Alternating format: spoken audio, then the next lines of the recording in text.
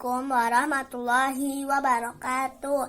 Nama saya Fadia. Saya akan membawakan kultum Ramadan yang artinya Al-Quran. Arti Al-Quran.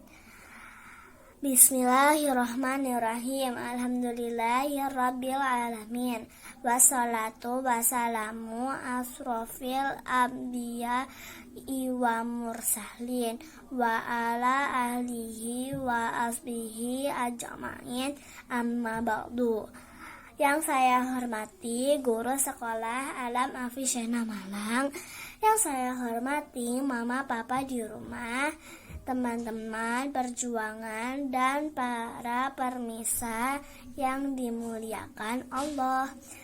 Alhamdulillah, puji dan syukur kita memanjatkan kehadirat Allah sehingga kita diberi kesehatan jasmani, rohani dalam menjalankan ibadah puasa dan ibadah lainnya di bulan Ramadan yang penuh berkah ini.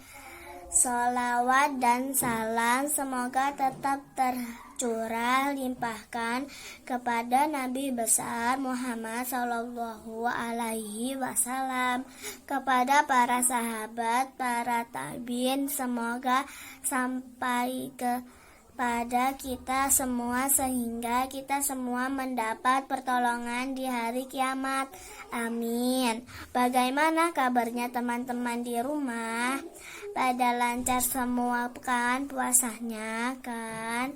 Sehat selalu kan? Alhamdulillah kalau sehat semua. Pada kesempatan ini izinkan saya membawakan kultum bertema arti Al-Quran. Teman-teman yang berbahagia, ada yang selalu ada yang tahu tidak apa arti Al-Quran? Ya, pengertian Al-Quran menurut bahasa adalah bacaan atau sesuatu yang dibaca secara berulang.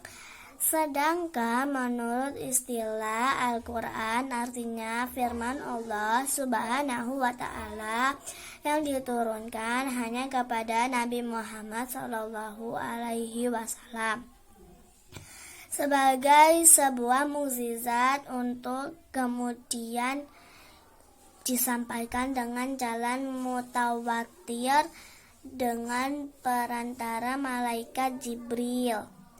Sedangkan menurut syariat Islam membaca Al-Quran dinilai dengan salah satu ibadah kepada Allah Subhanahu wa Ta'ala. Oleh karena itu, ayo teman-teman, mumpung masih di bulan Ramadan, memperbanyaklah membaca Al-Quran. Karena membaca Al-Quran dinilai ibadah kepada Allah. Al-Quran menurut seorang ahli bernama Nabi Muhammad Ali Ash-Shabuni adalah firman Allah Subhanahu wa Ta'ala yang tidak ada tandingannya. Firman Allah Subhanahu wa Ta'ala ini diturunkan kepada Nabi Muhammad yang disampaikan melalui perantara yaitu malaikat Jibril. Kemudian ditulis kepada para musyafnya untuk disampaikan kepada umatnya dan dengan jalan mutawatir. Dinama membaca dan mempelajari isi Al-Quran adalah termasuk salah satu ibadah kepada Allah Subhanahu wa Ta'ala. Al-Quran sendiri diawali dengan bacaan surah Al-Fatihah dan diakhiri dengan surah An-Nas yang termasuk surat Makkiyah. Allah berfirman, Amana rasulu bima unzila ilaihi min rabbihi wal mu'minun wa minun kullu amana billahi wa malaikati wa kutubihi wa rusulihi iya nufarriqu bana ahadi mir rusuli wa qalu samina wa atana ghufranaka rabbana wa ilaika masir. Artinya, Rasul telah beriman kepada Al-Quran yang diturunkan kepadanya dari Tuhannya. Demikian pula orang-orang yang beriman, semuanya beriman kepada Allah, malaikat-malaikatnya, kitab-kitabnya, dan rasul-rasulnya. Mereka mengatakan, kami tidak membeda-bedakan antara seseorang dengan yang lain dari rasul-rasulnya. Dan mereka mengatakan, kami dengar dan kami taat. Mereka berdoa, ampunilah kami ya Allah, kami dan kepada Engkaulah tempat kembali. Surat Al-Baqarah ayat 285. Fungsi Al-Quran untuk umat Islam.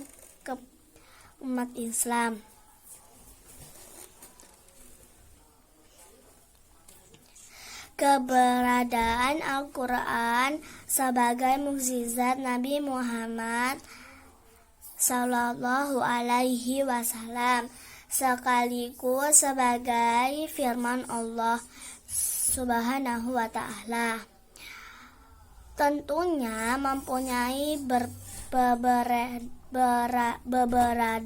beberapa fungsi. Adanya pun beberapa fungsi dari Al-Quran adalah: 1. Petunjuk bagi manusia terikat. Hal ini dijelaskan adalah surat Al-Baqarah juz 2 ayat 185 dan surah Al-Fussilat juz 41 ayat 44 yang menyatakan bahwa Al-Quran diturunkan kepada manusia sebagai petunjuk bagi umat manusia. 2. Sumber pokok dari ajaran agama Islam. Hari ini telah diyakini dan juga diakui kebenarannya oleh hukum Islam. Ajaran adalah Al-Quran juga meliputi persoalan tentang kemanusiaan secara umum, seperti halnya mengenai ibadah, hukum, ekonomi,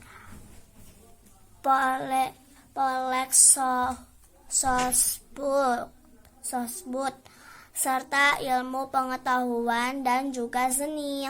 3. Peringatan dan pelajaran bagi manusia.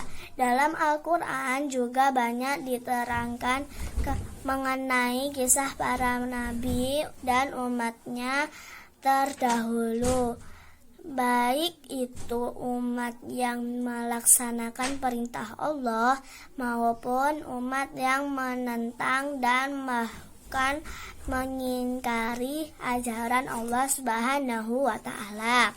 Kisah tersebut diharapkan dapat menjadi pelajaran bagi kita sehingga kita dapat mengambil hikmah dari berbagai kisah dan tercantum dalam Al-Quran tersebut. 4. Mukjizat Nabi Muhammad Sallallahu Alaihi Wasallam. Turunnya Al-Quran merupakan mukjizat yang dimiliki oleh Nabi Muhammad SAW. Selain mukjizat lainnya, Al-Quran merupakan wahyu Allah yang fungsinya sebagai pedoman hidup setiap umat muslim dan sebagai karakter serta penyempurna dari kitab-kitab Allah Subhanahu wa Ta'ala yang telah diturunkan sebelumnya. Bahkan Al-Quran juga mempunyai